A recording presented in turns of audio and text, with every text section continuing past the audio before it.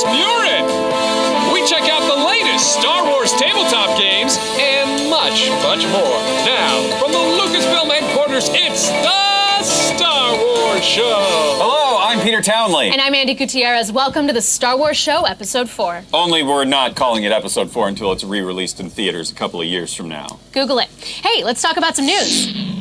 If you've ever wanted to get your hands on some of the props used in Star Wars The Force Awakens, but don't have a name that rhymes with Maisie Diddley or Madame Biver, we have the next best thing. Introduced this morning by Lucasfilm, the Star Wars Collectibles Ultimate Studio Edition offers made-to-order replica props featured in The Force Awakens. Crafted by the prop makers at the Prop Shop in Pinewood Studios, the replicas are created using the same digital data as the original props. They're even finished using identical techniques to the screen-used props by the same people who made them in the first place. 8 different prop replicas are available to order right now, and we happen to have 2 of them right here. Darth Vader's melted helmet and Rey's staff, which Wow. I'm never giving up. That's really, can I just hold it for a No. second though? I No. just want, No. but For more information on these incredible replicas, visit StarWarsUltimateStudioEdition.com. also launching today is audience voting for the 2016 Star Wars Fan Film Awards. Narrowed down from nearly 500 entries, the top 25 films were selected by the Lucasfilm staff, and now you can view and vote for your favorites on StarWars.com. The award-winning films will be announced this summer during Star Wars Celebration Europe.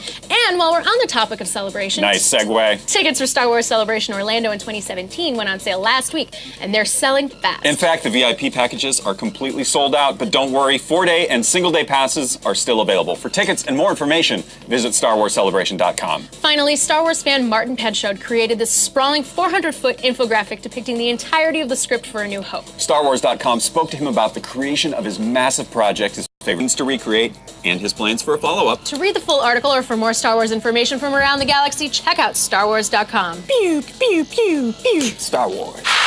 Some want Princess Leia to become first senator of the New Republic. But did you know she isn't even a real princess?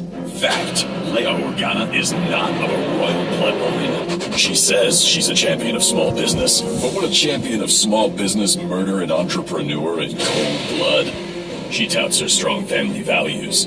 But did you know she married a notorious scoundrel and spice trafficker?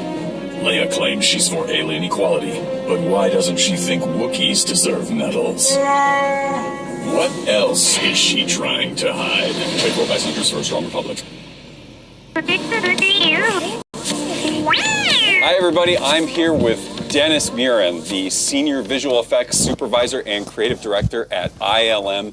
Dennis, thank you so much for being on the show. Sure, yeah. Yeah, welcome back. Last week, you asked if you could answer some questions from the fans. Sure. So we're just going to get started. All right. And Cheese, could you bring the questions over, please?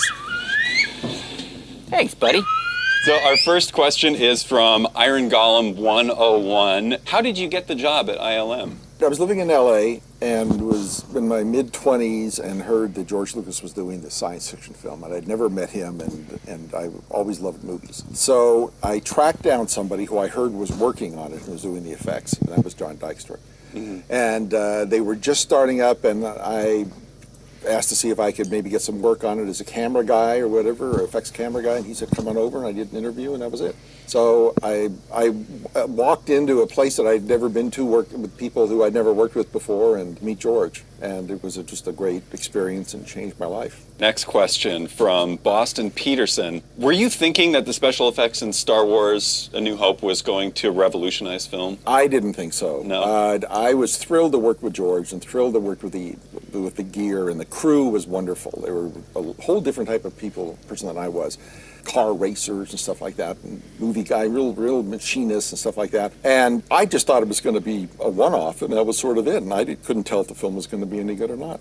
AJ Minotti asks, was there a time that there was an attempt at a high-tech solution that failed and then a low-tech solution became the right way to do it? There was talk at the beginning of the walker sequence to build real robotic walkers that would actually walk. And I just thought that was a really, really bad idea. I just pushed, we shouldn't do this, Let me do it stop motion. Because I knew that, I knew the people that could do it, and George said, fine. And I just set it up the way that the original King Kong had been set up, with big painted backgrounds, and you can put the puppets in front of them, and you can light them correctly, and tweak them because that stuff has to be lit and photographed perfect to look really, really super good. We have a question here from Mr. Bob A. Feet. Oh, I see what you did there. What was the most painfully rewarding special effect or special effects you have worked on? It's Empire Strikes Back. And that was the hardest thing I've ever done. And it was far beyond what Star Wars was as far as the effects go. Many more shots, much more complicated with the light backgrounds, the snow backgrounds, and the cloud backgrounds. So the matting had to be better. So many more designs, so many different types of things between the walkers and the asteroid sequence. I mean, just the asteroid sequence alone, and we just barely got that show done. Ben Wiles asks, will Dennis Muren be working on more Star Wars films? You know, I'm working a little bit. I'm just sort of consulting, but I am kind of looking at the dailies and making comments and saying, you know, not wanting to copy the other films, but there is a world that they need to be in that needs to be true to itself. And so I sort of make suggestions. Sort of like Obi-Wan and Empire Strikes Back. You come and, it's not ready yet. I may be like that. I don't know if it's like that or not. Or maybe that slug creature that comes out of the compactor thing and looks around and goes back. Whoa, let me out of here. Goes back again. Thank you so much. Sure, yeah. Thank you for being here talking with us and giving us your wisdom. All right, thanks, sure. Stick around. More Star Wars show in a sec.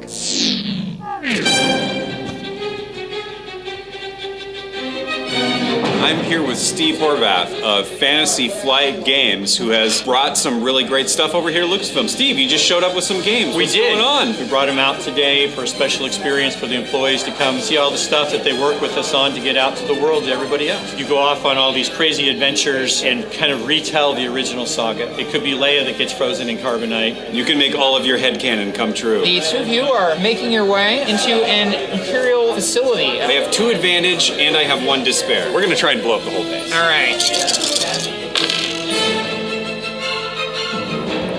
Andy Gutierrez, what are you doing here? Learning how to play X-Wing. All you have to do is pick where you're going to fly each turn, anticipating where your opponent's going to fly. You roll your attack dice.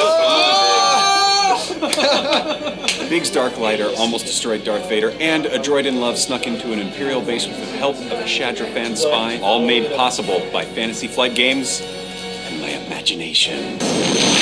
Dude, that game is so much fun. Taking out TIE pilots. Dude, taking them down. Got my Ghost, got my Phantom, ready to go. You're all set. Yeah, man, I'm gonna have to take you down later. Show you who's boss. Challenge. But that's our show for the week. Huge thanks to Dennis Muren for stopping by, and to all of you out there who sent in questions. Finally, seeing as how next week is our own episode 5, we wanted to find out from you, the viewers, who your favorite underrated character from The Empire Strikes Back is. Are you hinting at a return of Everything is Important? Possibly. Leave your answer in the comments below, or tweet them to Star Wars using the hashtag StarWarsShow5. Deep breath. And remember to like the video, subscribe to the channel, leave a comment. Check us out on Twitter, Instagram, Facebook, Tumblr, Google+, and StarWars.com for more Star Wars show. See you next week. Yeah. Can I touch the staff now? Nope. Nope, it's mine. Bye.